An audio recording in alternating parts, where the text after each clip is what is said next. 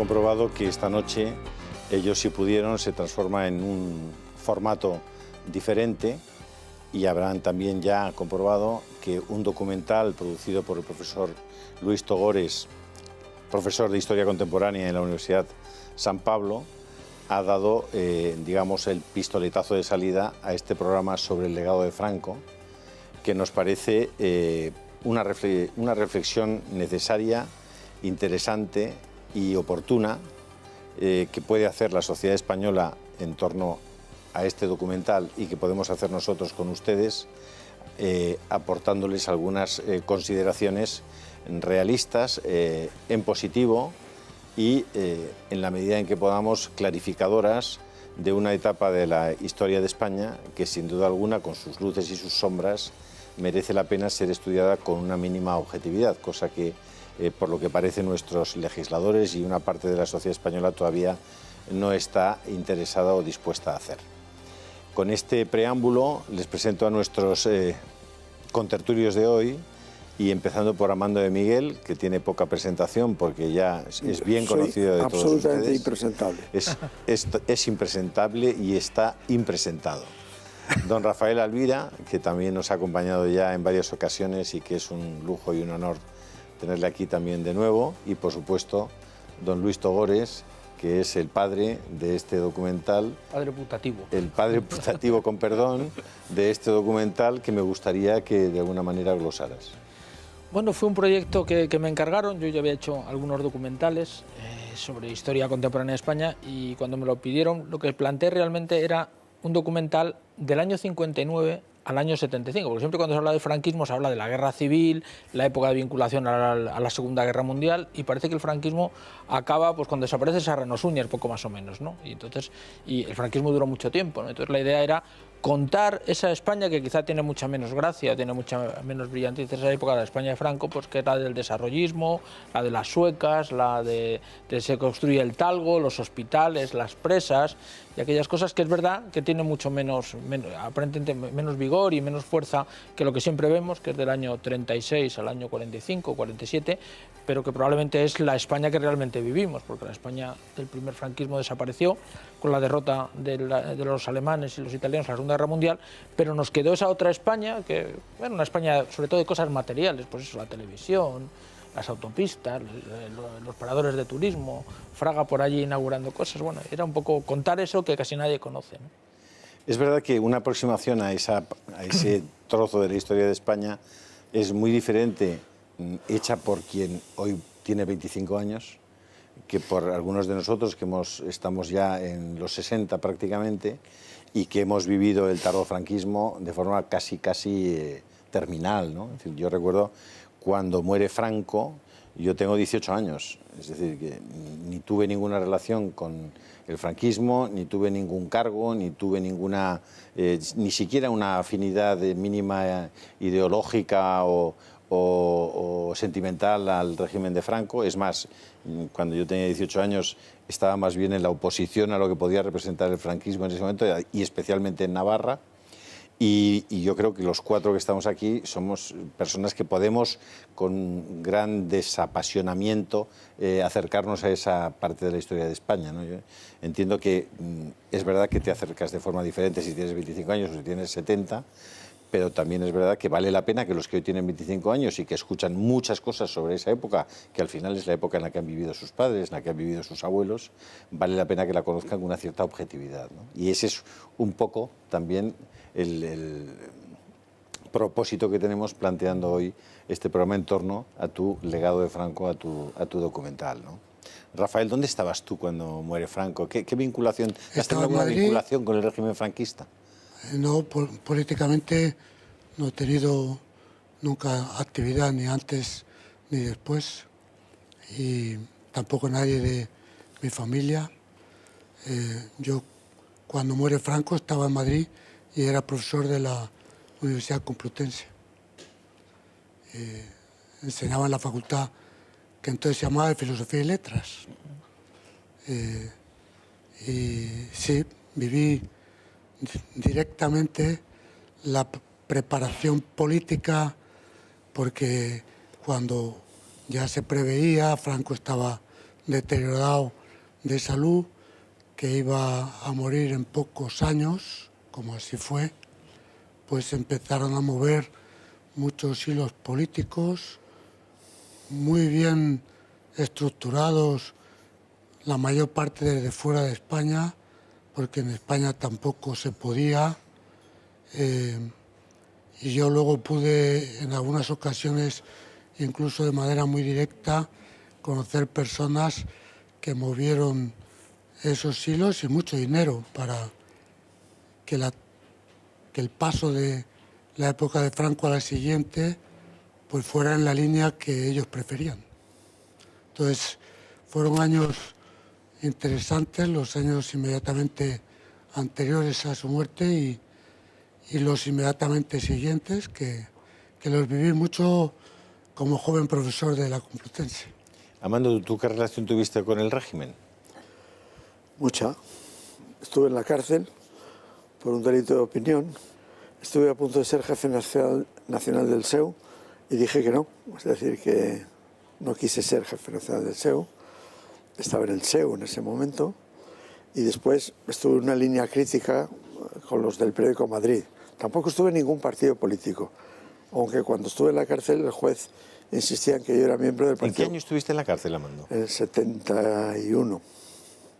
Y por un delito de opinión. Por un artículo. ¿Por qué voy a ir a la cárcel yo? ¿Eras francófobo? No, empezaba a ser ya crítico, pero crítico, vamos a ver, yo lo que propugnaba era lo que vino después, un sistema de democracia razonable. Estaba con los del periódico Madrid que propugnaban eso, pero tampoco era militante antifranquista, pero era crítico del franquismo, ¿no?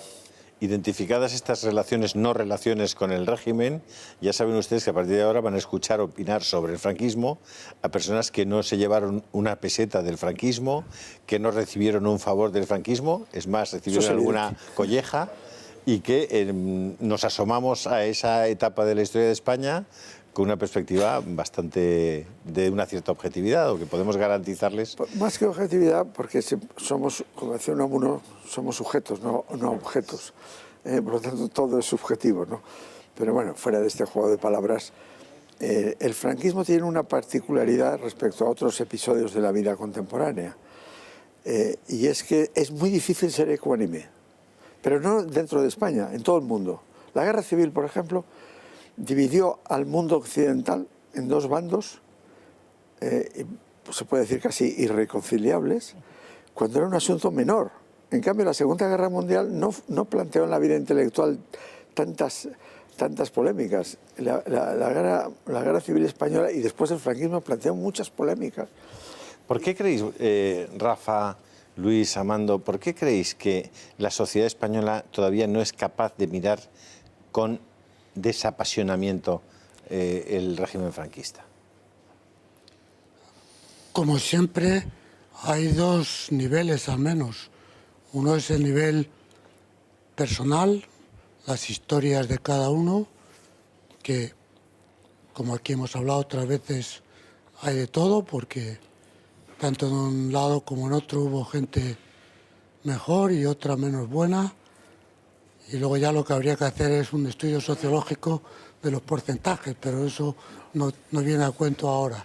Lo cierto es que es indudable que hubo pues desgracias personales y eso queda en las familias.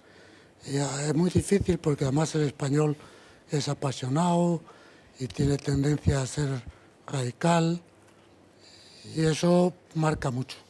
Pero luego, por otra parte, en la línea de lo que decía Amando, yo creo que es que en la guerra española sucede algo que no había sucedido hace tiempo y que después pues, posiblemente no ha vuelto a suceder, y es que se enfrenta una visión tradicional católica contra una que es completamente moderna y no católica.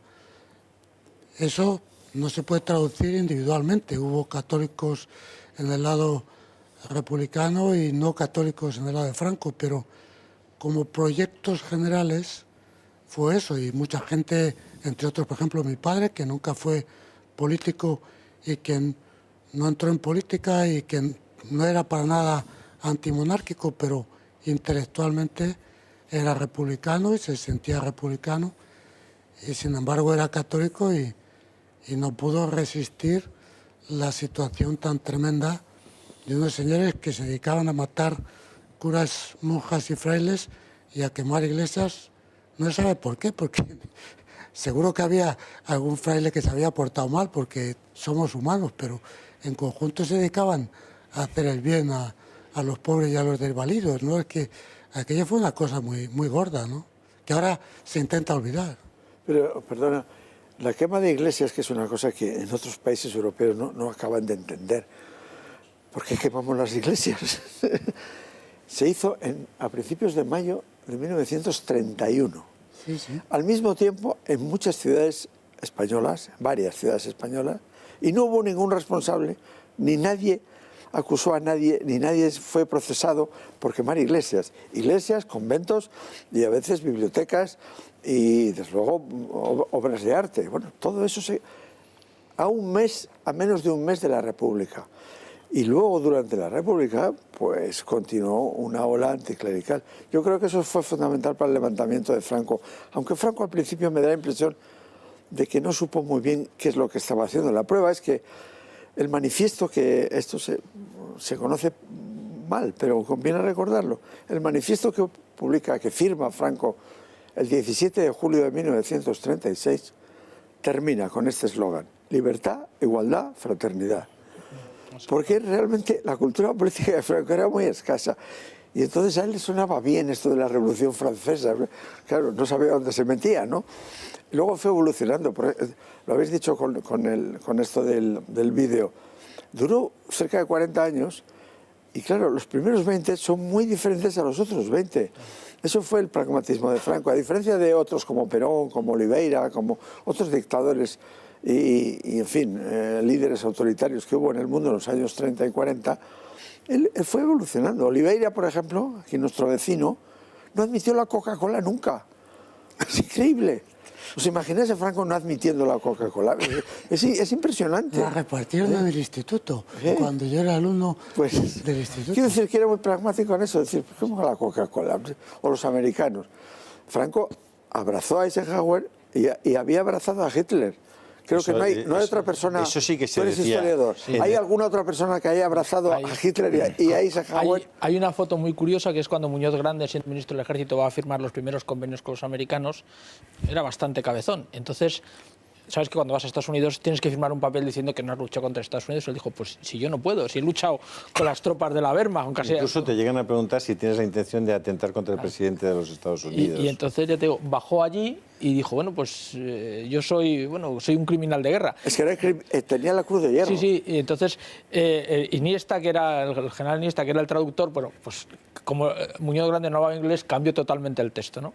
Y luego hay una foto muy buena que se ve con el jefe del Estado Mayor americano mirándole la cruz de caballero con hojas de roble en el cuello, porque el tío se la puso para ir a una gala en Washington. Es decir, bueno, es que la España de Franco era una cosa un poco especial. Como dices muy bien, no tenía nada que ver ni con Salazar, ni con Oliveira, ni con...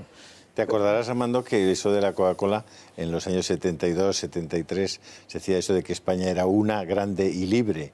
Decían una porque si hubiera otra nos iríamos a la otra. Grande porque cabemos los americanos y nosotros. Y libre porque podemos optar entre Coca-Cola y Pepsi-Cola. Sí, sí. Vamos a dar paso a la publicidad. Seguimos ahora mismo.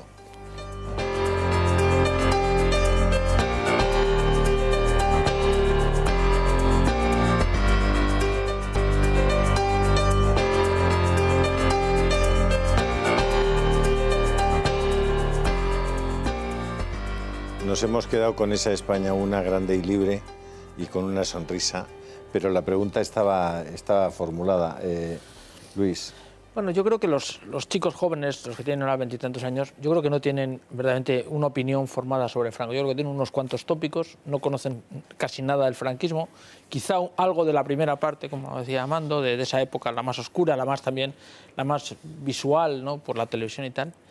Y luego yo creo que hay gente que sí le interesa instrumentalizar esa historia de Franco pues, por otros motivos, ¿no? Es decir, cuando realmente, bueno, tenía que ser un proceso histórico, pues es como si nosotros ahora mismo contamos que hacemos un movimiento de, no sé, contra O'Donnell o Espartero. No tendría mucho sentido, pero bueno, es verdad que todavía no han pasado mucho tiempo, es decir, realmente han pasado solamente 80 años. Pero es curioso que probablemente los más antifranquistas son aquellos que vivieron del franquismo, ellos o sus propias familias, ¿no? Yo creo que es una postura política. Yo creo que hay unos intereses políticos que están alejados del interés histórico. Por ejemplo, bueno, pues hoy día, además, en el fondo casi nadie sabe nada de Franco, es decir, porque puede parecer mentira, pero casi nadie sabe. Y de hecho, de las biografías que hay de Franco, pues probablemente la más exitosa, que para mi gusto es una de las peores, es la de Paul Preston, que es la que ha arrasado y que es una biografía muy sesgada, ¿no? Entonces yo creo que, y sobre todo todo el mundo, como te decía, sabe de la primera parte, de la época que nos interesa hablar, que son de los años 20, esa segunda parte que has hablado, pues casi nadie sabe nada, ¿no? Es decir, yo creo que cuando se hicieron aquella venta, ¿os acordáis? Yo creo que era ABC o algún periódico de los nodos, pues yo creo que todo el mundo los compró, pero nadie los ha visto, ¿no? Con lo cual nuestros hijos no saben, o nuestros nietos no saben realmente lo que pasó. Uno de los estereotipos más afianzados en la opinión pública española, por lo menos en una gran parte de ella, es que Franco era un criminal, comparable a Hitler, a Stalin o a Mussolini. Bueno, firmó 50.000 penas de muerte, vamos, por razones políticas. O sea, yo no sé si eso es un crimen, pero eso es evidente. En los dos bandos, lo que pasa es que claro, uno triunfó y se nota que fusiló, triunfando, pero el otro hubiera hecho lo mismo. Y la mejor demostración es que la crueldad en la guerra civil fue en la retaguardia de los dos bandos, los paseos. O sea, España inventó el paseo, en fin, como figura delictiva verdaderamente ominosa. Franco era un criminal, Amando. Pero yo creo que hay una cosa técnicamente sí, porque firmó penas de muerte por razones políticas, pero también supongo que Churchill, los combatientes en la guerra mundial, pues también firman penas de muerte por razones políticas, ¿no? Aunque los dictadores, claro... No te estás mojando. ¿Eh? ¿Era un criminal o era un tipo que firmaba penas de muerte por razones políticas, como lo podía hacer Churchill o como lo podía hacer... Pues no sé, es que me pides una opinión criminal. No, yo creo que fue un dictador, el líder de un régimen... ¿Aceptarías la comparación entre Franco, Mussolini, Hitler o Stalin? Se parecen mucho. Se parecen mucho porque son, y Oliveira Salazar y Perón sobre todo, y es que hubo muchos, los hubo en Hungría, los hubo en Rumanía, los hubo en muchos países de Europa, hubo regímenes autoritarios. Pero lo característico de este régimen autoritario es que empezó teniendo ínfulas totalitarias como las de Hitler, y acabó abandonando eso, y se pasó a un régimen moderadamente autoritario, desarrollista y modernizador. Y todo la misma persona, porque por eso, claro, no se puede decir Franco al final modernizó el país o trajo la democracia, incluso se puede decir, o trajo la monarquía, bien, y todo eso ¿por qué no lo hizo antes? Y se hubiera retirado en el año 40. No se retiró nunca. Él murió en la cama, por cierto. Los dictadores suelen acabar mal, ¿eh? Rafa. Esa es la diferencia con Mussolini y otros que acaban mal. Y este murió tranquilamente en la cama de la Seguridad Social. Era gallego, ¿eh? Era gallego, que eso es un punto. No, vamos a ver. Yo creo que el concepto de crimen es un concepto tipificado, por decirlo así, y cuando hay pena de muerte políticas, como cuando hay pena de muerte por otro tipo de cuestiones, no implica criminalidad. Desde que el mundo es mundo se han hecho penas de muerte políticas y eso no se suele llamar crimen. Con respecto al número, yo he leído precisamente hoy en Stanley Payne que fueron 30.000. Sé que está estudiando ese tema, que no está claro, precisamente Fernando Paz. Pero en cualquier caso, lo que sí me parece claro es que al terminar una guerra civil tan larga, tan dura, es muy difícil evitar cosas de ese estilo. No hay que olvidar, por ejemplo, que lo que pudo pasar en España sean 30.000 más o menos, y que seguramente, vuelvo a lo que decía antes, a lo mejor hubo errores que me parecerían muy mal, pero también sé, porque por mi familia y por amigos, que hubo juicios en los que cuando se declaraba a favor de esa persona no se le condenaba o se le condenaba a penas menores. Eso pasó en muchos casos también. Pero lo importante, yo creo, es si se hace la lista de los que murieron en Francia al terminar la Segunda Guerra Mundial, perseguidos por presuntos colaboradores, lo de España fue una broma, ¿eh? Y lo mismo en Italia, etcétera, etcétera. Es decir, es difícil al final de una guerra civil. Ahora, fuera de eso, en lo que en detalle obviamente no puedo entrar, no se puede decir que Franco ni antes ni después fuera una personalidad criminal. Era un hombre que se portó bien, que iba a misa casi todos los días, que consta en muchas ocasiones que se portó bien con gente, incluidos sus enemigos políticos. El general en jefe del ejército republicano murió en Madrid viviendo Franco porque pidió volver y volvió. Y como él, muchos otros. Un criminal no hace eso. Y luego tienes toda la razón en que era una época de regímenes autoritarios, pero hay mucha diferencia, incluso entre el nazismo y el fascismo hay mucha diferencia. Sí. Y entre el fascismo y Franco hay mucha diferencia. Pero menos con el peronismo, con Mussolini. Sí, por eso digo, en fin, ¿no? Claro, hay que comparar las circunstancias en cada caso, eso. Pero sobre todo la gran distinción es que los 40 años de Franco fue de una evolución increíble. Pero eso yo creo que se debe a lo siguiente. Generalmente en España se juzga mucho, como hablábamos antes, por problemas personales, que pueden ser muy comprensibles y que hay que ayudarles, si se puede todavía, y darles la justicia. Pero a un estadista, como en general a toda persona, para juzgarle bien, no le puedes juzgar por pequeñas historias de si a un presidente del gobierno español mataron a su abuelo, que no está además tan claro por qué lo mataron. Lo lamento mucho, por supuesto, pero no puedes entrar en esas cuestiones, sino que tienes que entrar en la piel de esa persona y decir qué quiso hacer y qué pudo hacer.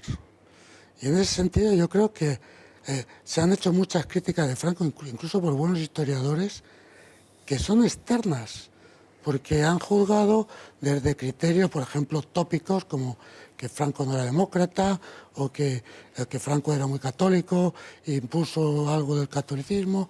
Bueno, esas son cuestiones tópicas que pueden tener una parte de verdad y otra quizá exagerada. Pero lo importante, y luego si no quiero abusar de la palabra, si sale hablo, es decir, vamos a meternos en su piel y ver qué es lo que él se encuentra, qué planes hace a partir de lo que puede hacer y qué resultó. Y yo creo que una cosa tan sencilla como esa apenas la he visto en ningún sitio, incluso historiadores tan en fin, excelentes en todos sentidos como Paine, pues no se mete del todo dentro de la piel de Franco. Luis, ¿son comparables los regímenes fascista, nazi, comunista con el franquismo? Yo separaría, evidentemente está el régimen de Stalin, que es aparte, luego está el régimen nacionalsocialista alemán, que sí tiene una aspiración totalitaria. Yo creo que la Italia de Mussolini inventa el totalitarismo, pero allí, dado como son los italianos, era imposible cualquier cosa que se le pareciese. Yo creo que el de Franco es otra cosa. Yo creo que tiene un aspecto fascistoide, porque era la moda de la época, pero también lo tenía la CEDA, es decir, porque es lo que estaba de moda. Y luego yo creo que es un régimen conservador de carácter autoritario. Y luego sí me gustaría meter un matiz que yo creo que es importante. O sea, siempre que hablamos del régimen de Franco, parece ser que Franco era una especie como de pieza fundamental, que todo lo que se hacía en España dependía de él. Y eso es mentira. Es decir, sabemos por los consejos de ministros que los ministros tenían muchísima autonomía.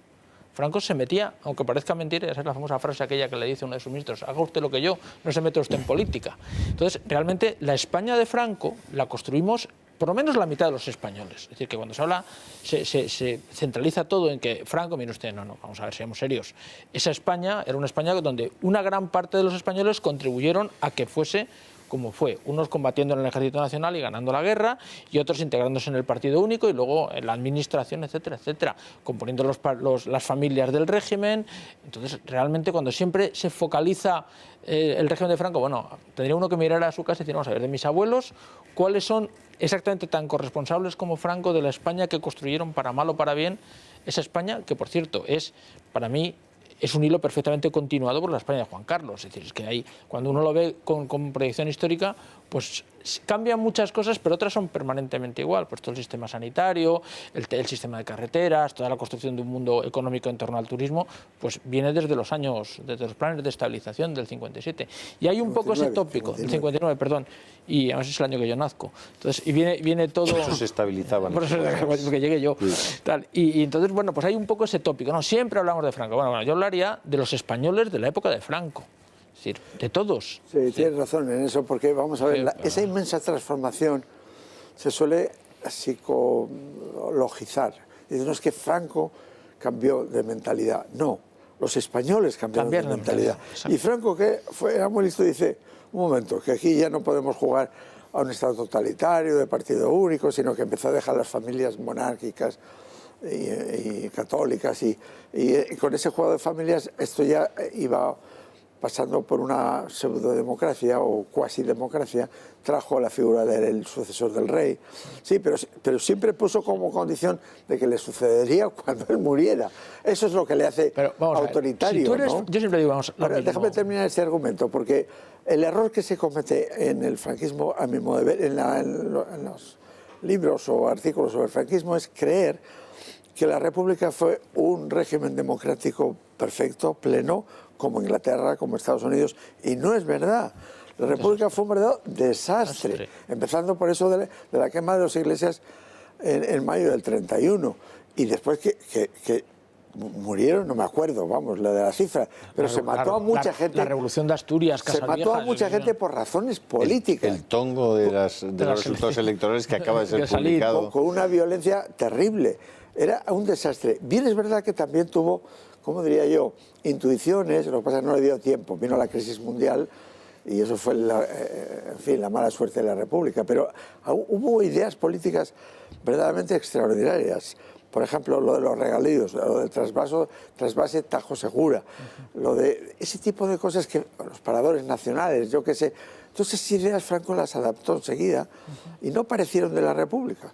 Los que estudiábamos Derecho Político en aquella época, en la época de muerte de Franco, los que estudiábamos Derecho Político en aquella época, recuerdo que nos adoctrinaban en torno a la idea de la democracia orgánica. Sí, claro. Vosotros lo recordaréis, la democracia orgánica. Sí.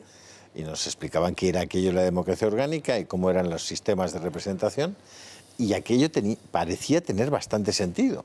Sí, pero porque todo eso son palabras. Vamos a ver, también se hablaba de democracia popular para la Alemania del Este, pero nadie creyó que eso... Mira, a la palabra democracia no le puedes poner un adjetivo porque entonces es otra cosa, ¿no? Él no quiso, yo creo que no fue demócrata nunca, pero no tenía por qué serlo, quiero decir, era un militar, sobre todo era un militar. Él no fue político nunca, desde luego no fue falangista, como suele decirse, vamos. Rafa no está muy de acuerdo. No tiene un punto de falangista, Rafa, pero ni uno, vamos.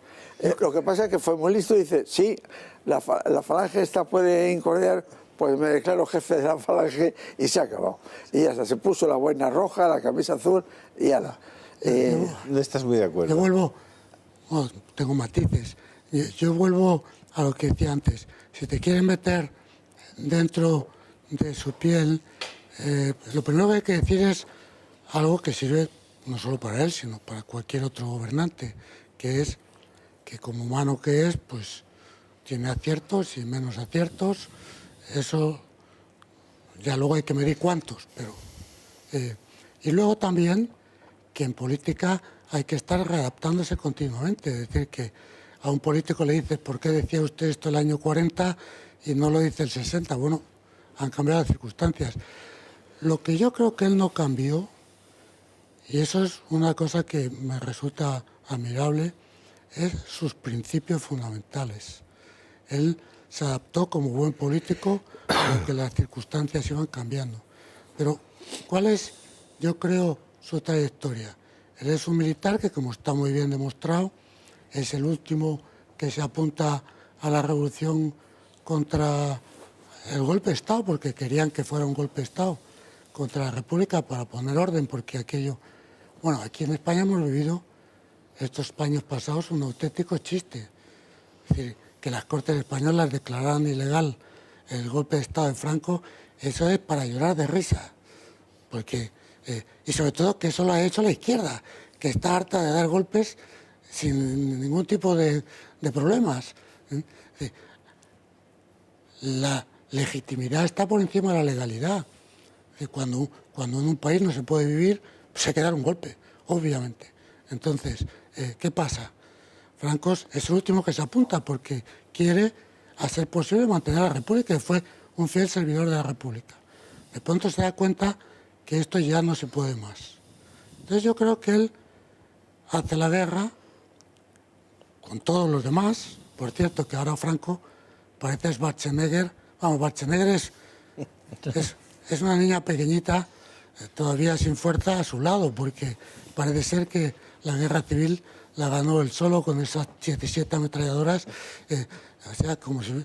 fueron dos bandos. O sea, Franco fue simplemente el general que eligieron para mandar a un bando de España que se estaba defendiendo contra lo que ahora están diciendo, que se estaba defendiendo contra el ataque que había hecho otro bando. Y no me refiero a personas particulares, sino globalmente. Bueno, entonces, termina la guerra civil. Y veo lo siguiente: si él pone en pocos años un régimen democrático normal, ¿qué pasa?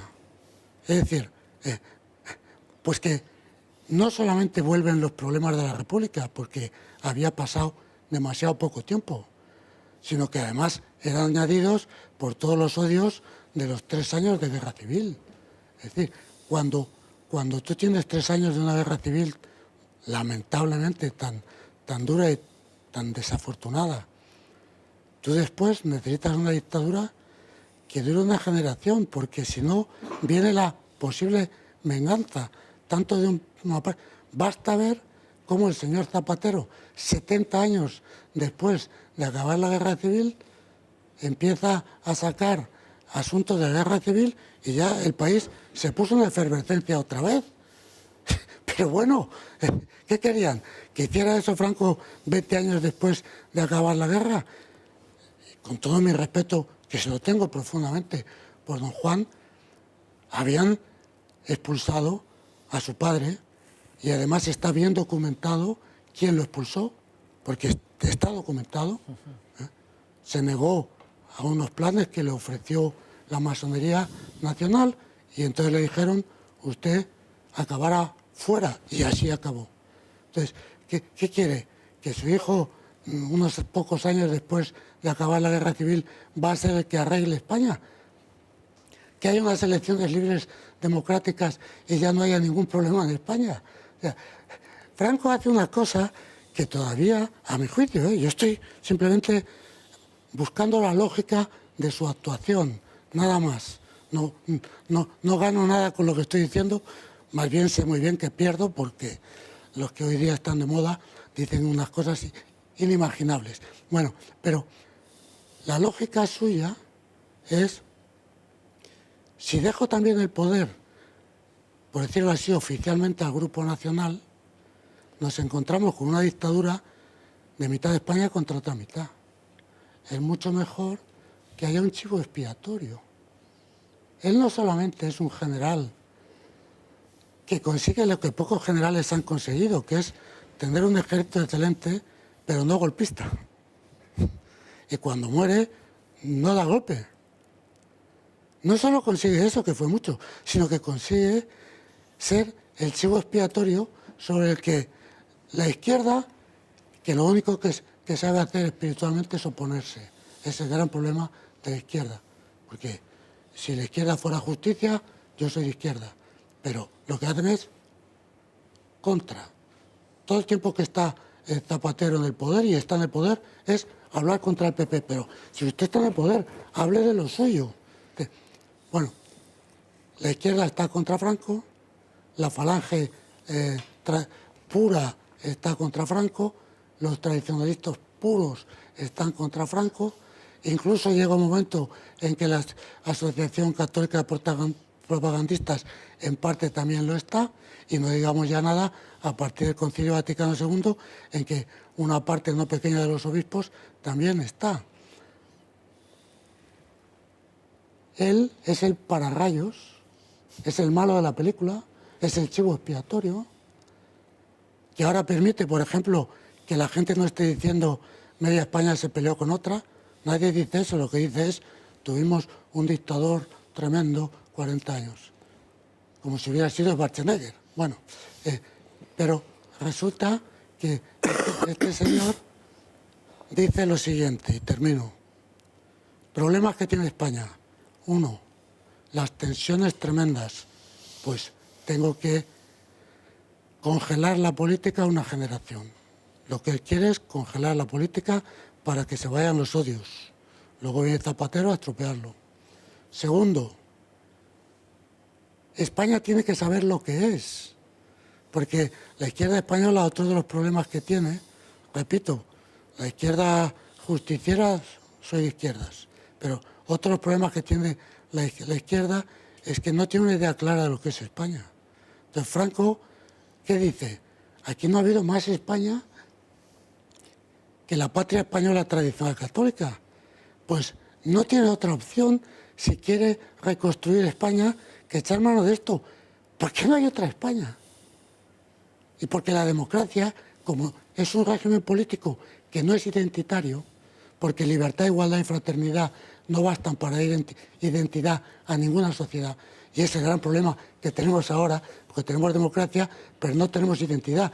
Nadie sabe lo que es España y por consiguiente aparecen unos catalanes que tampoco saben lo que es Cataluña, pero dicen que lo saben y se separan de España porque nadie sabe lo que es España.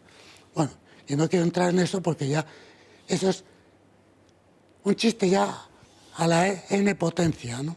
Entonces, él tiene que intentar congelar la política, rehacer una idea de España, una idea al menos, para unir a los españoles, hacer una política social que la hace, son de los primeros del mundo que hace una política de seguridad social, pleno empleo, y después dice que tiene que hacer una dictadura. Paz, elevar la economía y elevar la cultura.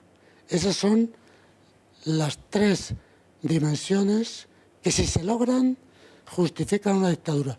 Porque otra de las cosas ridículas que dicen ahora, incluso algunos escritores vaticanos, es identificar tiranía con dictadura. Eso es desconocer los rudimentos de la filosofía política. Toda tiranía, por principio, es mala. Una dictadura puede ser buena si cumple su función de volver un país y una sociedad a la situación de normalidad. Y eso lo logra.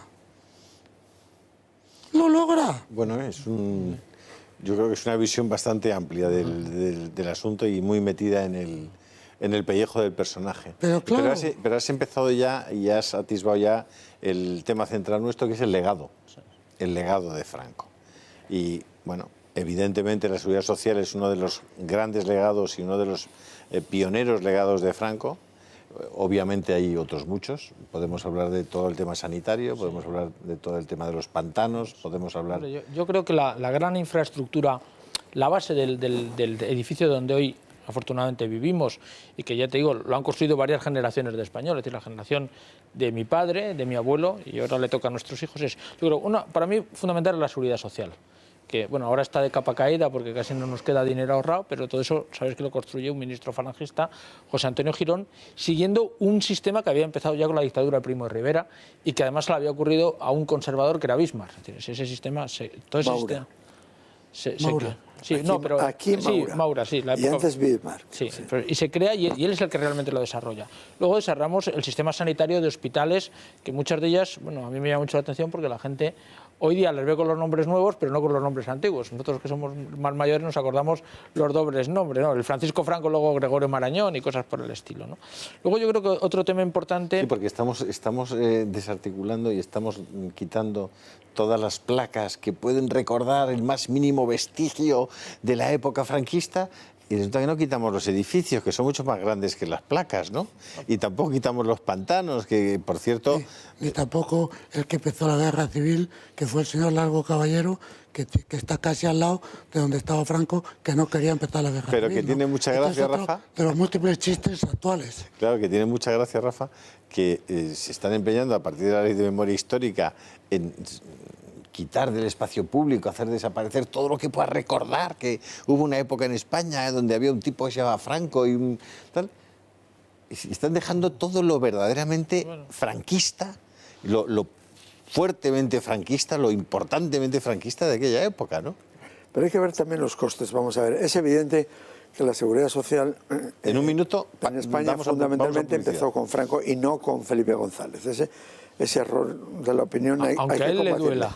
Ahora bien, esa seguridad social y esos avances, por ejemplo, de escaso paro que había en España, se hizo con un sacrificio impuesto enorme, que es salarios muy bajos, ¿vale?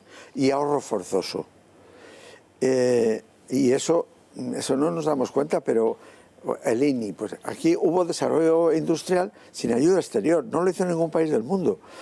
En España se hizo como con ahorro forzoso de los españoles. Una generación entera tenía el precio del carbono, el precio de muchas cosas carísimo, Amando, porque había que ahorrar. Te tengo que interrumpir porque la publicidad manda. Unos segundos a publicidad y estamos ahora mismo con ustedes. Publicidad eres tú.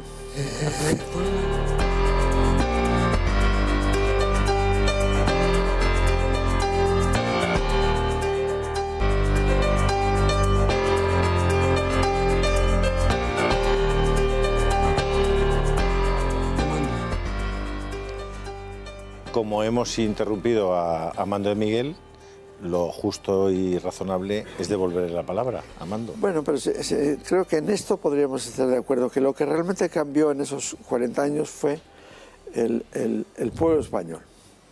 Y muchas veces, a pesar del franquismo y en contra del franquismo, y el franquismo al final no tuvo más remedio que reconocer que hizo avanzando, que iba avanzando esa ola de industrialización, de movilidad, y al principio la ideología de los que rodeaban a Franco, más que él, porque él tenía muy poca ideología, era una cosa estática, conservadora, que no se movieran de su sitio, que había que hacer colonización, que llamaban entonces, para que no se movieran de sus pueblos. Nada, se movieron de sus pueblos, se fueron todos, y aquello fue una explosión.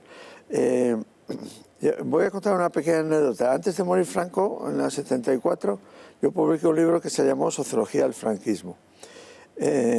Son dos palabras que odiaba Franco, por eso lo titulé así. Odiaba la palabra sociología y odiaba la palabra franquismo, claro. Que eso es muy diferente a Perón y a Mussolini, porque todos hicieron un partido, justicialista o lo que fuera, un partido. No, Franco odiaba hacer un partido franquista y no lo hubo, y no lo hay. Después de Franco no hubo un franquismo. La gente es franquista solo por sus conexiones y sus recuerdos familiares. Si su abuelo estuvo en un bando o en otro. Pero no hay en el legado de Franco no hay como Perón o como Mussolini, como otros autoritarios, no hay un partido porque él no quiso nunca eso. En realidad fue una persona muy pasiva. Y eso fue su éxito. ¿Cómo te escucha Mariano Rajoy? No, es que se parece mucho a Rajoy, de verdad. Es esperar. La técnica de Rajoy es no hacer nada. Entonces el líder socialista acaba hundiéndose. ¿Sabes la frase de Franco? Dice que había dos tipos de cosas. Aquellos que se arreglaban solas y aquellos que las arreglaba el tiempo. Sí, sí. Y era un sistema que funcionaba. Había una discrepancia con Amando. Decías que quizás en ese momento en el que había... Sí, yo creo que el franquismo para mí tuvo una gran virtud, o a lo mejor es que era hijo de su tiempo, es que con el Estado actual que nos controla todo, nos controla dónde aparcamos, dónde tienes que poner la matrícula y saben dónde estás, donde tienes miles del teléfono, te localizan y tal, el régimen franquista, que teóricamente era un régimen autoritario, tenía muy pocos niveles de control de la sociedad. Sí, es cierto. Entonces, eso que decíamos, es que era, pero no era nada opresivo, tenía una policía que era una mierda, había 19.000 guardias civiles, ahora tenemos casi 90.000, una policía de chiste. Bueno, y es verdad que bueno, pues al que estaba en el otro lado la vida se le hacía muy difícil. Pero el sistema era muy poco opresivo. Entonces, lo que decía Mando es que los españoles podían fluir, porque el régimen quería unas cosas, pero como no tenía los mecanismos para atornillarte en esas cosas, pues prácticamente... Pero no los tenía porque no los había creado, porque Claro, Fidel Castro exacto, cuando llega claro, porque no quería. tampoco los tiene, de ni hecho, aquí Stalin tenemos los tiene, dos catedráticos de universidad que, si uno piensa desde un punto de vista totalitario, ¿cómo podía ser profesor universitario Tamames o Tierno Galván? Escucha, Que eran dos Tamames, rojos recalcitrantes. Oye, me parece no que... era porque no tenía mecanismos de control. Oye, en el vídeo te añado una cosa sobre Tamames. Sí. Tamames no solamente ganó la oposición de catedrático y antes la de economista técnico comercial del Estado, sí, que es una oposición muy parecida a la diplomacia. Y se exigía no solamente firmar un papel que firmábamos todos de principios fundamentales, todos los firmábamos, no. Se exigía un salvaconducto con las 5 flechas del jefe de falange del distrito. Y Tamames lo llevó a la oposición. Claro. Por razones personales y todas esas cosas. Pero porque el régimen no controlaba, no era nada controlador. Y el tribunal se planteó, bueno, vamos a aprobar a este señor que es del Comité Central del Partido Comunista.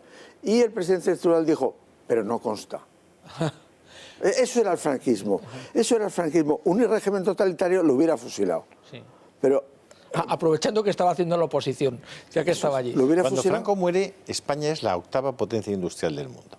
Sí, bueno, ese fue, pero repito, eso fue el pueblo español el que se transformó, claro, el que con una austeridad extraordinaria, trabajando día y noche, emigrando a Alemania, ahorrando, con precios muy altos, ahorrando, el ahorro forzoso que hubo. Una sociedad infeliz. Todavía hemos heredado... que era una sociedad infeliz. Escucha, todavía hemos heredado, aunque parezca mentira, y ese es el legado de Franco, uno de esos ejemplos de ahorro forzoso.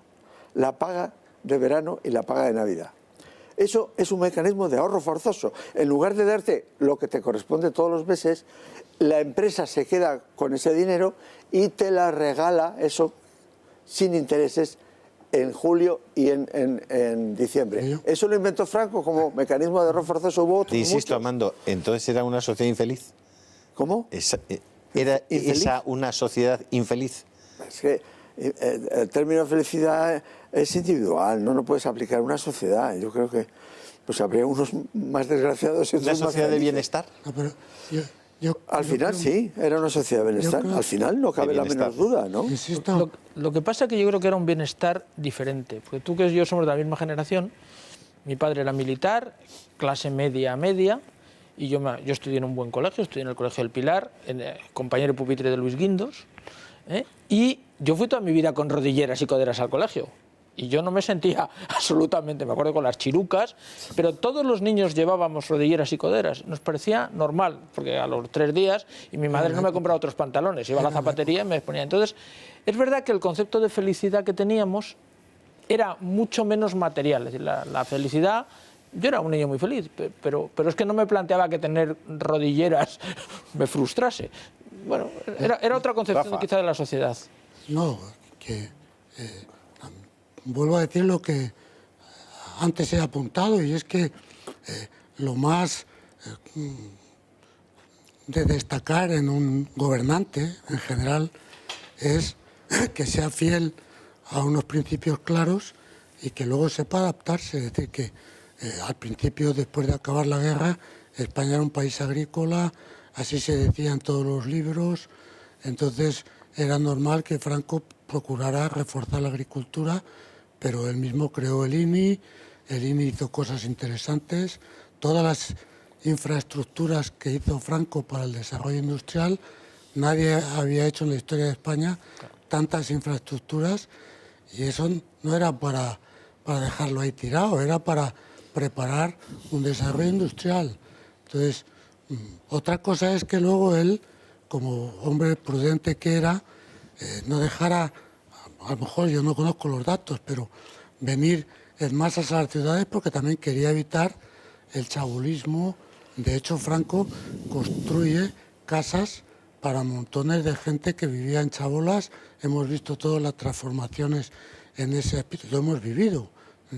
Entonces, yo ahí, por supuesto, en cuestiones de matiz, pues puede estar más a favor o en contra con su acierto, pero en líneas generales yo creo que él va adaptándose a lo que en cada momento puede hacer. De hecho, el primero, digan lo que digan, salva a España con un galleguismo increíble de entrar en la guerra mundial. Era dificilísimo evitar eso con Hitler allí, pero como le tienen tanto odio, pues es imposible que haya salvado. A mí Otto de Habsburgo me dijo, me han acusado de que soy buena gente, pero que me llevaba bien con Franco, dice, pero es que Franco me ayudó a salvar miles de personas, entre otros miles de judíos. Entonces, pero eso no se puede permitir porque es el malo de la película, y como eso, tantas otras cosas, pero yo creo que si miramos las cosas de una manera un poco razonable, él primero consigue evadirse de Hitler, después poco a poco se va yendo hacia la democracia cristiana, que en ese momento estaba de moda. Luego, cuando empieza la gran expansión económica, busca economistas de prestigio para sacar adelante el país. Yo creo que im Großen und Ganzen, como dicen los alemanes, en cifras grandes, con los errores que pueda haber habido, él cumple lo que quiere hacer. Lo que pasa es que él también tiene muy mala suerte en sus últimos años. Porque ¿cómo va a esperar un hombre que ha contribuido al prestigio de la Iglesia Católica en España, cómo va a esperar que a partir de las consecuencias del Vaticano II se larguen miles de sacerdotes y monjas por ahí, no se sabe dónde, que se enfrenten con él, que ya lo de la España católica está pasado de moda? ¿Cómo se iba a esperar eso? ¿O cómo se iba a esperar que un señor que apoyó a la familia de la manera tan espectacular que lo hizo, y me parece fundamentalísimo, cómo se iba a esperar que en la segunda mitad de los años 60 llegara la píldora anticonceptiva, que fue la bomba atómica social contra la familia? Luego, ahí se pueden poner muchos matices, lo sé, pero en lo esencial fue así. ¿Cómo se iba a esperar? Pues la revolución del 68 y todas las cosas inimaginables que el 68 hizo.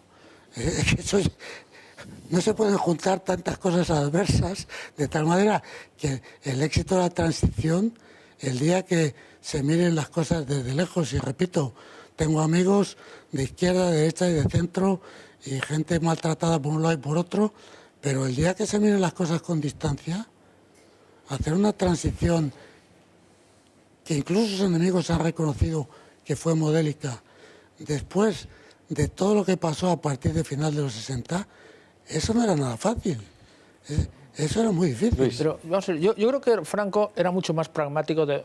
Yo creo que uno de los grandes misterios es que nadie sabía realmente lo que pensaba. Es cierto. Eso, yo me acuerdo del general Esquivias, que tuve mucho trato con él por varias cosas de investigación. Él contaba que Franco, cuando después de tomar café, de lo único que hablaba era de la guerra de Marruecos, lo cual es muy significativo. No hablaba ni de la guerra civil, estaba con doña Carmen, tomaba doña Carmen, se iba y hablaba solamente de la guerra de Marruecos. Es decir, ¿qué pasaba por la cabeza de este señor? No lo sabe nadie. Pero yo creo que era bastante pragmático. Él realmente, cuando viene Belnon Walter, que lo contamos ahí en el vídeo, él cuando le preguntan qué va a pasar en España, dice, bueno, pues España no se va a parecer en nada a esto. Va a ser otra cosa, va a ser una democracia. Hombre, evidentemente no tenía una bola de cristal, pero yo creo que él sí sabía que España iba a ser, salvando las distancias, como es ahora. Lo cual quiere decir que ese anciano que se podía haber anclado como muchos viejos, los que ya me empiezo a incluir, que tengo casi 60 años mirando en el pasado, yo creo que era un hombre bastante pragmático y que tenía una visión bastante realista de lo que iban a ser las cosas. Y precisamente porque tenía una visión bastante realista, pues permitió que el régimen se disolviese como un azucarillo en un vaso de agua y no hizo ningún tipo de resistencia. Él, si os fijáis, disolvió todos los mecanismos realmente de mantenimiento del viejo franquismo, lo disolvió la milicia fascista. La Guardia de Franco, que vosotros lo habéis conocido, no era nada, era una cosa para ir el 20 de noviembre, no sé qué. Es decir, el ejército era un ejército, como dices tú, igual que el de Cánovas, no era un ejército golpista. Hombre, evidentemente los militares pensaban lo que pensaban, y eran gente conservadora como todos los del mundo. Pero no eran unos señores que daban por hecho de que esto iba a cambiar. Entonces, él creó, dentro de su mentalidad, esas estructuras, lo cual yo creo que era un hombre bastante pragmático. Es decir, en el fondo era un tío moderno, es decir, modernizó España, abrió los cauces a la medida de un señor de 80 y tantos años de lo que creía, y dio las vías para un mundo nuevo, que es los 40 años de Juan Carlos, que en cierta forma nosotros siempre queremos dar el corte del año 75, es que realmente no hay un corte del año 75, son 80 años de evolución continua de la sociedad española. El corte está en el 59. Exacto. Es un corte. Ese es el corte. Fundamental. Incluso un poco antes, porque yo creo que el 59 empieza el plan de estabilización, sí, pero 57, yo creo que sí, cuando llegan los americanos y tal. Eso, cuando llegan los americanos. Cambia. Ahí es. Y dice, hay que cambiar, hay que cambiar. Cambia hasta ahora. Fue muy pragmático, estoy de acuerdo contigo, fue enormemente pragmático. No hay una cosa llamada franquismo con una ideología fuerte, sino que él se apropia de consultores, diríamos hoy, de los distintos movimientos o familias que se llamó entonces, y eso es el franquismo. ¿Me perdonáis? Un gestor del Estado. ¿Me perdonáis una anécdota de este libro, Sociología del franquismo, que fue muy vendido entonces? Era crítico del franquismo, se publica en vida de Franco y está negociado con la censura. La censura era Ricardo de la Cierva, que fue amigo mío, y yo negocié con él, porque eso es el franquismo. Tú puedes negociar con un Ricardo de la Cierva que llevaba la censura y que era también crítico de muchas cosas del franquismo. Y él me puso esta sola condición.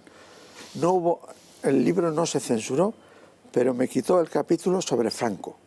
Y es un libro que en otros países sobre todo llama mucho la atención, porque no habla de Franco. Pero además no está mal, porque en realidad Franco no es nada, es lo que le rodea, y ahí está su pragmatismo de rodearse de unos y de otros. En los años 40 pues eran pseudonazis, o como Serrano Suñer. Lo que pasa es que Serrano Suñer era el líder de los estudiantes católicos, es decir, que era ya un nazismo pasado por el filtro del catolicismo. Claro, no podían estar a favor de matar judíos, o sea que eso es el pragmatismo. Mira, como táctico o como estratega en la guerra civil, si lo estudiáis bien, ninguna batalla la planteó Franco, sistemáticamente, ¿eh? La de Teruel, toda la del Ebro, todas, la de Brunete. Sí. Plantea una y le sale mal, que es la toma de Madrid en el invierno del año 36. Bueno, pero es que le sale mal. Bueno, le sale mal. Porque no podía salir bien. Pero su estrategia fue dejar que el enemigo se desgastara. Y eso es lo que después llamamos pragmatismo, que hace Rajoy, por ejemplo, también, ¿no? Es una técnica que es dejar que se... Tú dices esto. ¿Recuerdas en el Nodo aquella mesa de Franco, que veíamos siempre, con una pila de documentos así, de 1 metro sobre la mesa? No se ha visto un líder político que tuviera una pila de documentos. ¿Y es por qué? Porque todo el mundo le traía su proyecto, su propuesta, tal, y lo apilaba, y ahí se dormía el sueño de los justos. Y luego es esa cosa del pragmatismo, de que el pueblo español ahora lo que quiere es desarrollo y ya está cansado de tanto sufrimiento y de tanta penuria. Pues venga, desarrollo. Pero ¿por qué no juzgar, como una vez más, no lo digo, si en vez de hablar de Franco estuviéramos ahora hablando de Felipe González o de Aznar, procuraría tener exactamente la misma actitud? ¿Por qué no meterse dentro de la piel e intentar ver su buena voluntad? En principio, mientras la mala voluntad no está demostrada. Entonces yo creo que se puede decir casi lo mismo que habéis dicho vosotros dos, diciendo que Franco era un señor, y creo que eso no se lo puede negar nadie, que tuvo siempre, cosas que no todos los políticos tienen, un gran amor a España. Es decir, se sabe que Franco, y lo dijo él además, y está escrito, pensaba que tenía que haber, lo mejor era una democracia orgánica. De eso se han reído todos los demócratas representativos, porque también la democracia, ya en la Revolución Francesa se adjetiva con democracia representativa, porque la directa era imposible. Entonces, la democracia representativa funciona mal. Basta ver que hoy día más del 50% de los electores del mundo, dicen las encuestas sociológicas, están hartos del sistema. Pero entonces él propone una democracia orgánica que, ahí está el libro, que a mí me parece muy bonito, de Gonzalo Fernández de la Mora, en que muestra los teóricos, además izquierdistas, muchos de ellos, que sostuvieron ya en el siglo XIX que una democracia de partidos representativas no podía funcionar bien y que había que organizar la democracia de otro modo. Entonces, eso que decía Franco de democracia orgánica, objeto de risa para tantos intelectuales brillantes como tenemos hoy día, era una cosa sostenida por pensadores de la calidad de Schelling, por ejemplo, en el siglo XIX alemán, etcétera. Pero él, y don Juan Carlos de Borbón lo ha dicho y está publicado, cuando vio lo que pasaba, le dijo: tú tendrás que gobernar de una manera muy distinta a la mía. Se lo dijo a Vernon también. ¿Y eso por qué lo hace? Porque no quiere imponer, como tú bien decías, lo suyo, porque el franquismo no lo creó él para nada, ni hubo franquismo, y porque no impone la democracia orgánica, porque lo que quiere es sacar a España adelante. ¿Por qué no pensamos eso? Yo creo que era un hombre que amaba a España. Yo para mí tiene dos virtudes que son malévolas hoy día decirlas. Una, vaya por delante que a lo mejor las leyes no te podían gustar, pero era un Estado de Derecho, que a la gente le sorprenda, donde se cumplían las leyes que, por cierto, siguiendo el espíritu del régimen, estaban bastante bien hechas desde el punto de vista jurídico. Desde el punto de vista técnico, sí, eran perfectas. Impecables. Otra cosa es que no te gustasen. Sí. Ahora, la diferencia está que ahora tenemos unas leyes muy malas que casi nadie cumple. Entonces, allí hay unas leyes que te podían gustar o no, pero las reglas del juego estaban claras. Es decir, tú escribías un artículo, ibas a la Dirección General de Seguridad, pero tú lo sabías. Es decir, ese artículo ya no estaba tan claro. Mucho más que ahora. Y luego, la otra cosa que era me gustaría apuntar... Perdona que te diga, yo como escritor, era impredecible lo que te podía pasar. No estaban tan claras esas normas. Para los escritores, para los cineastas, pues podía pasar o podía no pasar. Era una incertidumbre continua. Sí, pero las leyes en general están bien hechas. Y luego hay otra cosa que, vamos, y si no me lo compráis, me levanto y me voy. Es que en España y Franco no se pagaban impuestos. No había prácticamente impuestos. Un momento. Muy pocos. Déjame darte una rectificación. Comparado con los de ahora... Efectivamente, los impuestos eran muy bajos, pero como los precios y los salarios los determinaba el gobierno y los precios eran muy altos y los salarios muy bajos, es una forma de impuesto, por el amor de Dios. Bueno, ya, pero los españoles... Como la paga extraordinaria. Controlaban la mayoría de su dinero. Tú piensas que nosotros trabajamos hasta julio la mayoría del año. El precio del carbón que tu madre cocinaría con carbón era tan extraordinario que era un capítulo pero brutal en la economía doméstica. ¿Y ahora? Así todo. ¿Y qué es lo que paga tu hijo por el móvil? No, los precios eran muy altos y los salarios muy bajos, de una forma predeterminada para que la gente ahorrara y hubiera industrialización.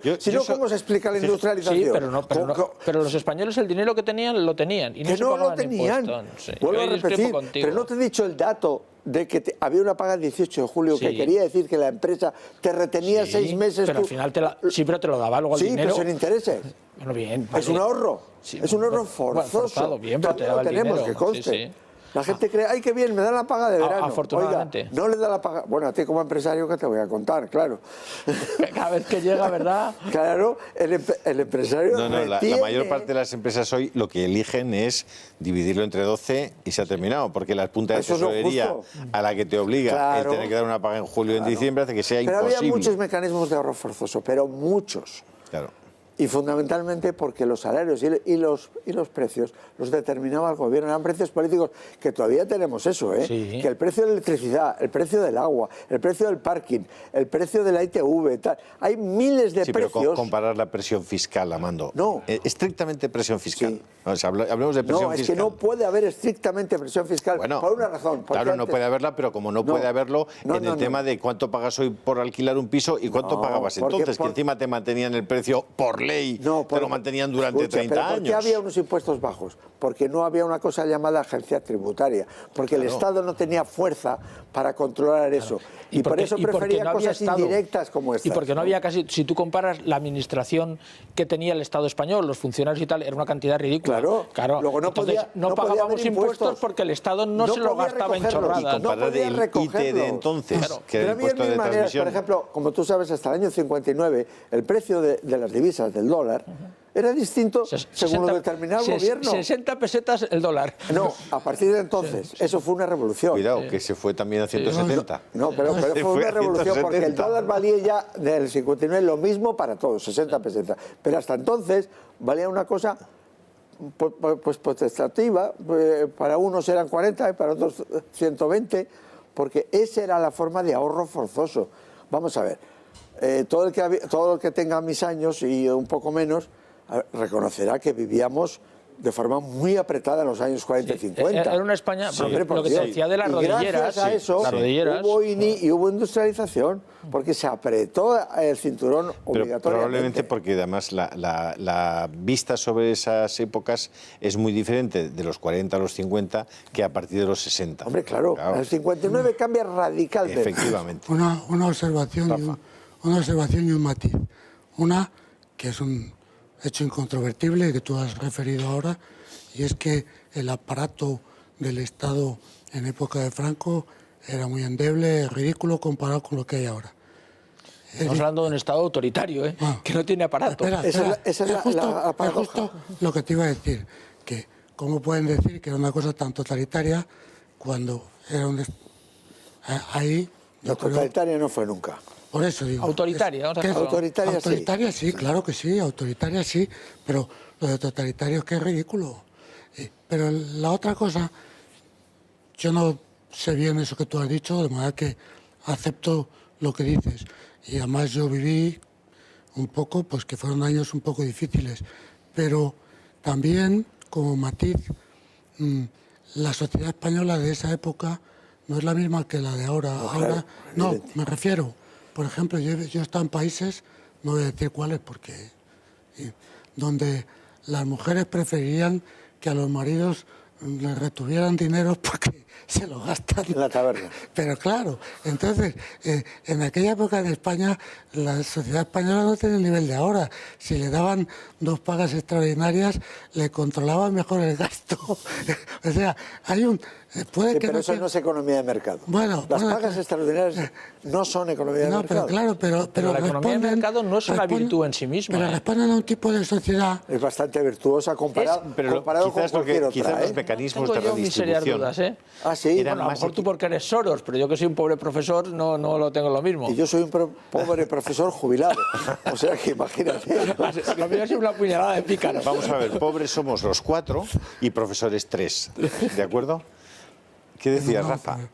No, que lo que he apuntado, ¿no? Que yo creo que hay que tener en cuenta también siempre el ritmo de cambio de una situación, de una sociedad, y que la sociedad española fue desarrollándose. Solo el hecho, por ejemplo, de que la radio, por ejemplo, cuando nosotros éramos niños había muy poca radio, luego ya todo el mundo oía radio, después la televisión, después otros medios de comunicación, después, digan lo que digan, hizo grandes campañas de alfabetización. Después, en cuanto que hubo dinero, a final de los 60, hay el boom universitario. Tú todavía te acordarás, Rafa, porque vamos a dar paso a la publicidad, que pollo se comía los domingos. Claro. Entonces, eso sí, no tenía hormonas aquel no, pollo. Claro. Estaba riquísimo. Era de corral. Era de corral. La educación va creciendo y por consiguiente la sociedad va cambiando. Vamos unos segundos a publicidad y seguimos con este amenísimo e interesante debate. Hasta ahora.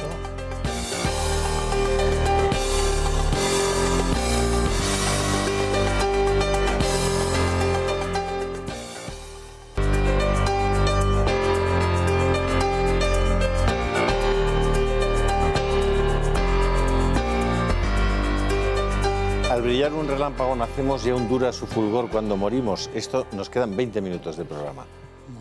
Es una eternidad. Y estábamos hablando... puede ser una eternidad, dependiendo de cómo vaya la cosa. No, yo lo que quería decir es que yo conocí mucho y quise mucho y me pareció un fuera de serie, una persona íntegra además, el que fue, yo creo, el gran organizador del cambio económico en España, del llamado, así lo llamaron, milagro económico español, que fue Mariano Navarro Rubio.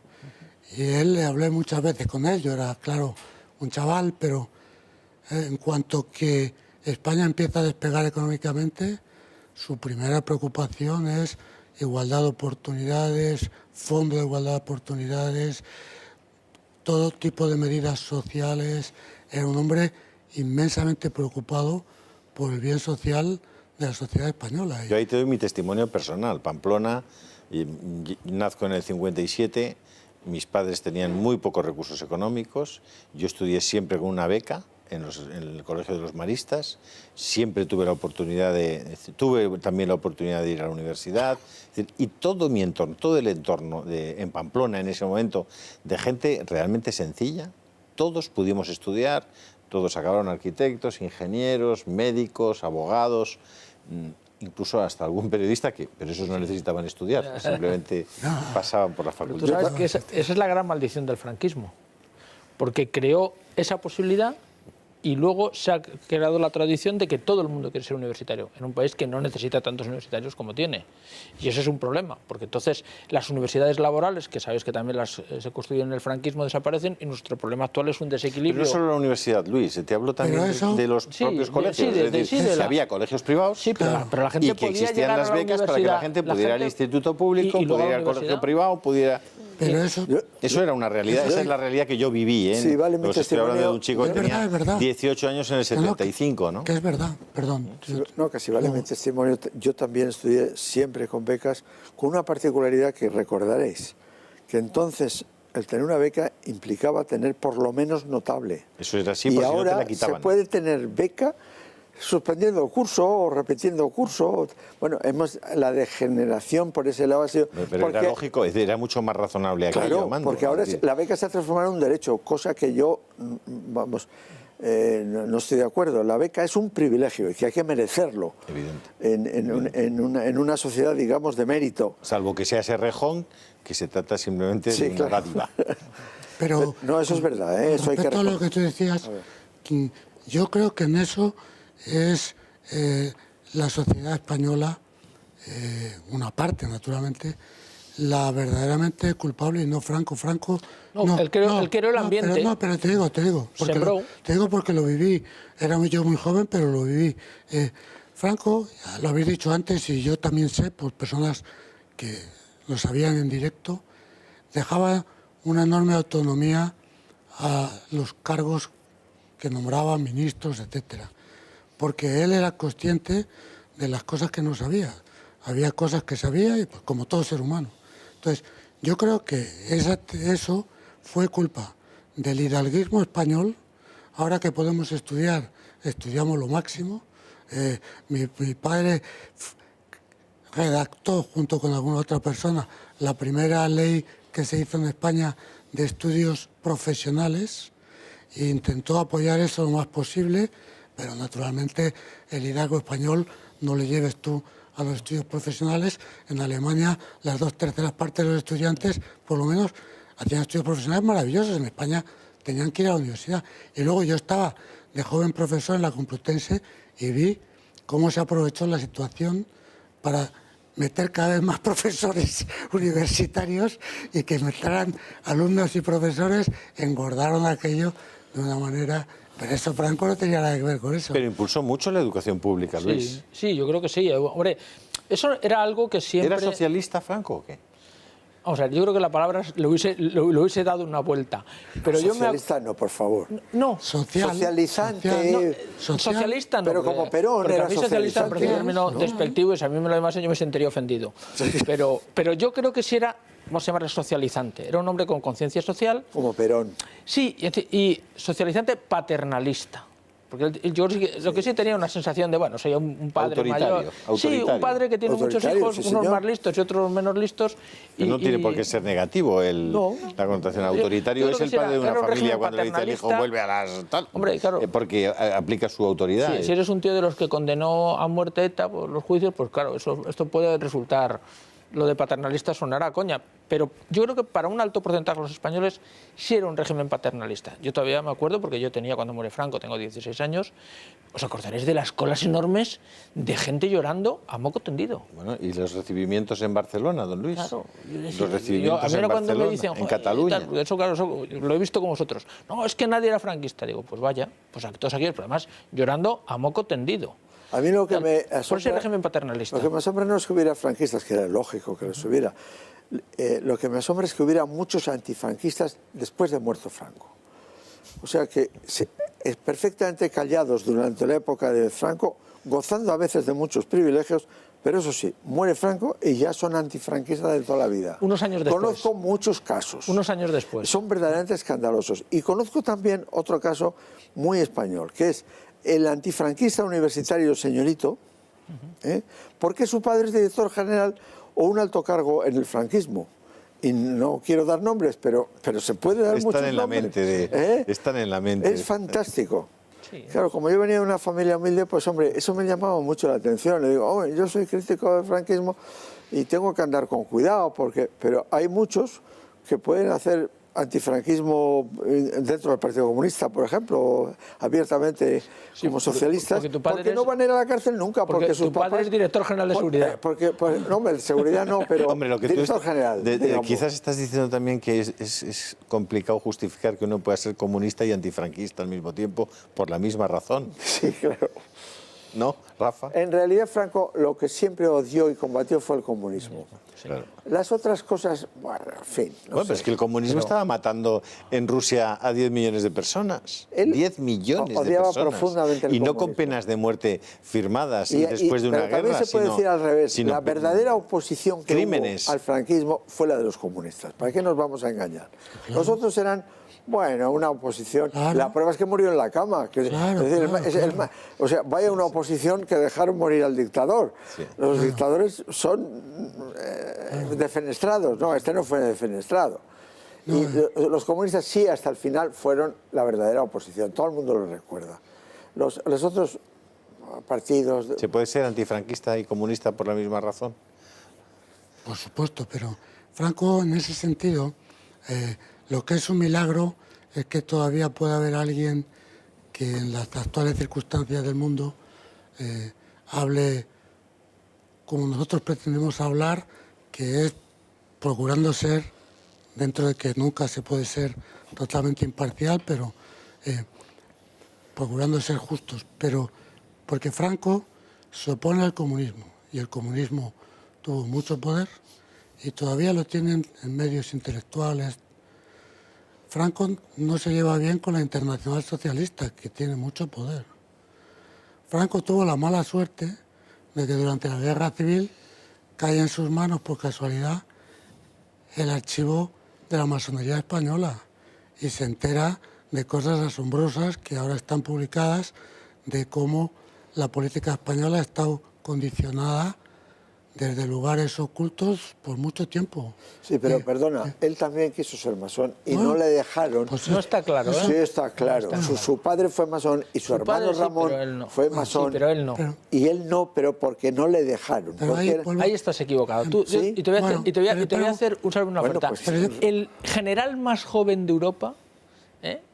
era Franco. Era Franco. ¿Y tú crees que la masonería, si él llega a decir que quiere entrar, si la masonería entraba casi cualquiera que supiese leer y escribir, un tío como Franco llega a decir en la puerta, oye, que yo quiero, hubiesen abierto las puertas, hubiesen puesto una banda de música? ¿Tú no crees que él quiso ser? No. Bueno, no sé. Es un misterioso. Las biografías serias que hay en los estudios...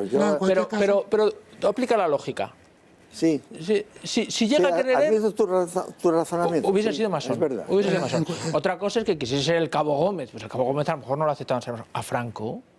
Bueno, lo que tenía claro Franco es que ser católico y masón era incompatible. Claro. Que en ese momento estaba clarísimo en el Código de Derecho Canónico. Pero lo que pasa es que mucha gente, y sobre todo en ambientes militares también, entraban en grados primeros de la masonería, en los que no te piden abandonar la religión en los primeros grados, porque era costumbre y porque tenías beneficios.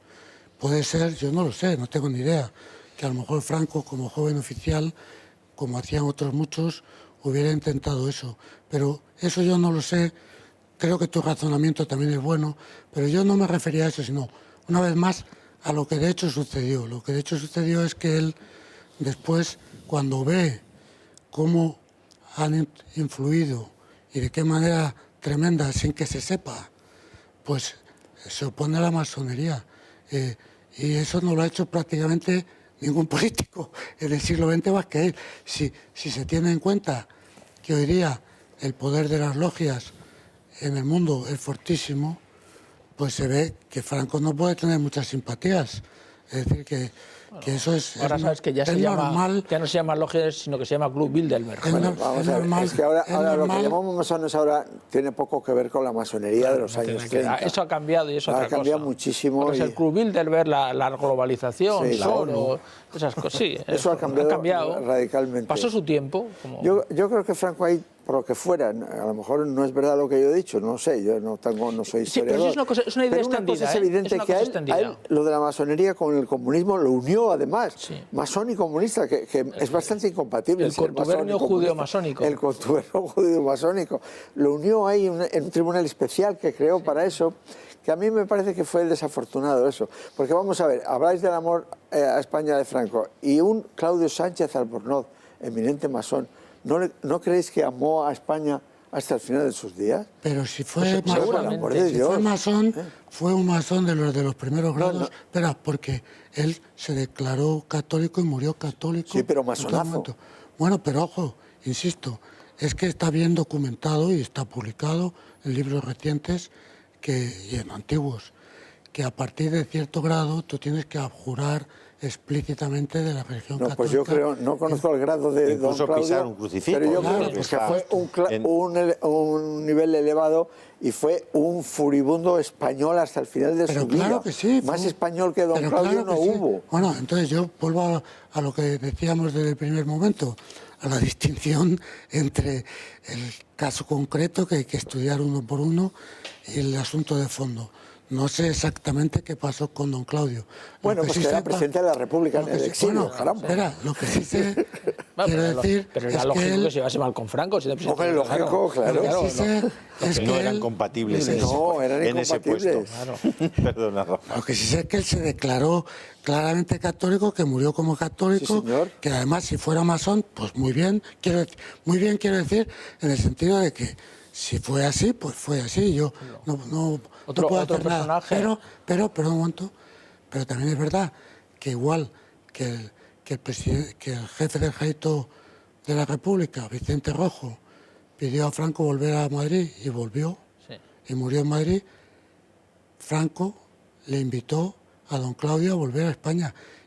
Y sé más, conozco la universidad, en concreto de Navarra, que le invitó a don Claudio a ser catedrático de historia, porque don Claudio era un historiador fenomenal, se proclamaba católico y el propio Franco le había invitado a venir. Naturalmente un presidente de la República en el exilio, claro, a Franco no le dice voy para allá, ¿no?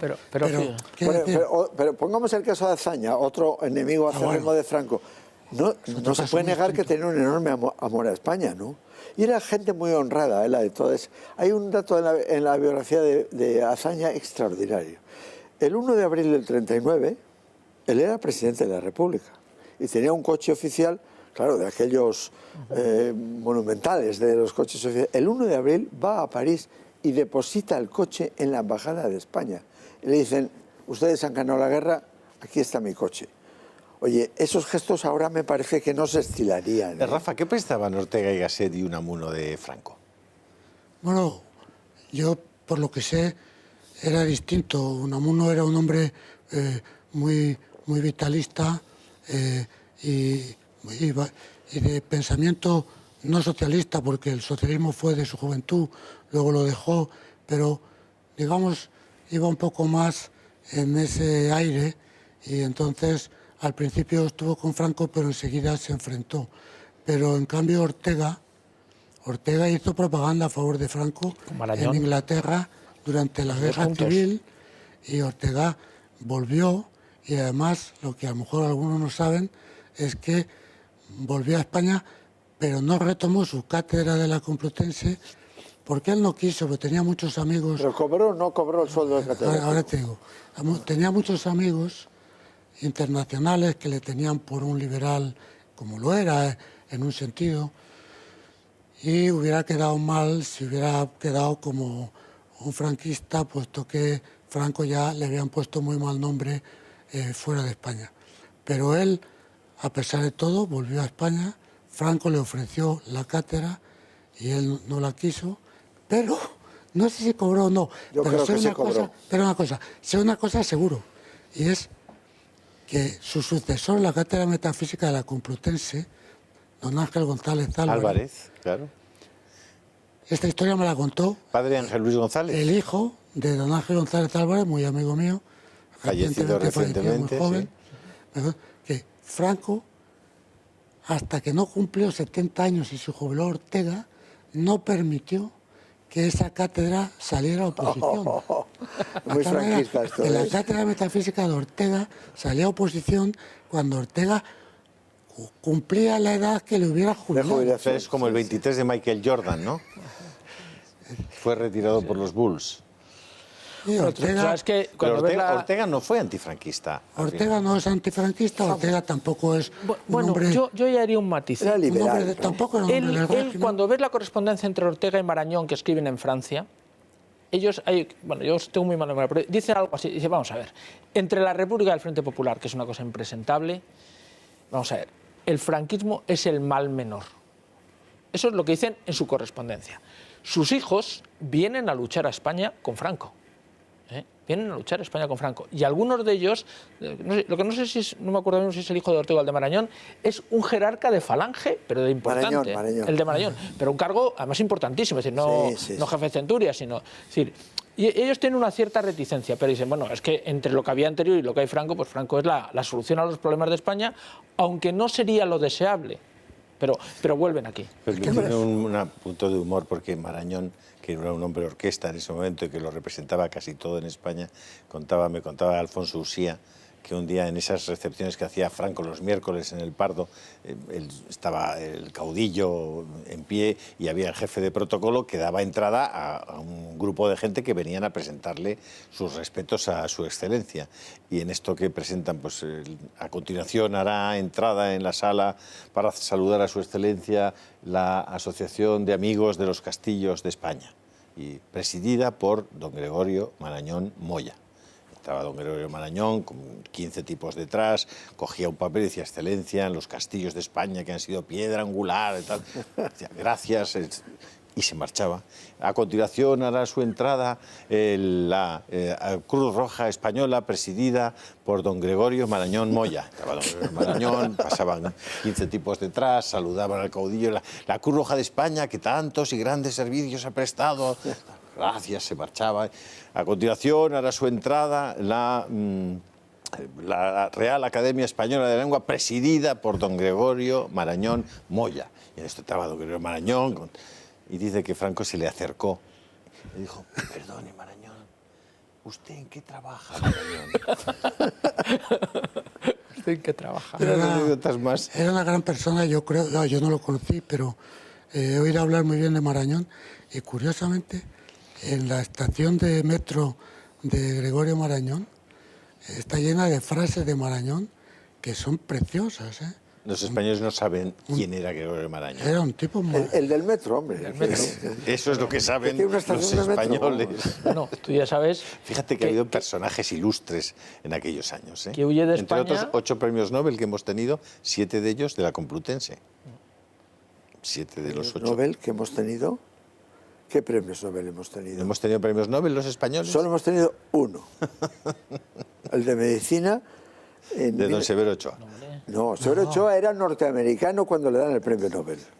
Y es por sus trabajos en una universidad norteamericana. Nos vas a restar los 8 premios Nobel. El Greco es un pintor español, aunque nació en Creta, ¿eh? No, un momento. Pero Juan Ramón Jiménez sí, ¿no? Juan Ramón Jiménez sí es español, españolísimo, aunque muriera en Puerto Rico.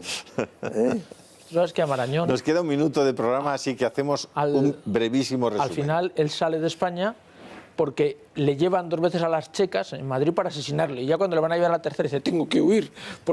Y eso que era de la Asociación de, digamos, para la Promoción de la República. Era uno de los padres de la República. Sí, los padres de la República. Pues al final huye de Madrid porque vamos, se lo iban a es que ese Frente Popular del 36 ya no era la República. Lamento mucho deciros, amigos, que no tenemos tiempo ni para una recapitulación. Dios mío, qué desastre. El tiempo fugit. ¿Qué quieren que les diga? Yo he aprendido cosas. Si ustedes han aprendido cosas, yo muchas, han disfrutado y han pasado un buen rato en compañía de Luis Togores, de Rafael Alvira y de Amando de Miguel, pues yo me alegro un montón.